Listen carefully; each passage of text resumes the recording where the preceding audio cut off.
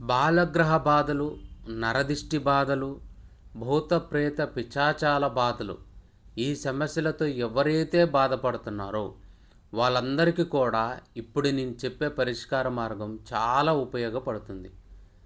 తెల్ల జిల్లేడు చెట్టు వేరుతో తయారు చేసిన ఆంజనేయ స్వామి ప్రతిమను తీసుకొని వచ్చి ఇంటిలో పెట్టుకొని ప్రతిరోజు కూడా హం హనుమతాయ నమః అనే మంత్రాన్ని స్మరిస్తూ ధూప దీప నైవేద్యాలతో స్వామివారిని పూజించడం వల్ల ఇలాంటి అన్ని సమస్యల నుంచి మనం బయటపడటం జరుగుతుంది.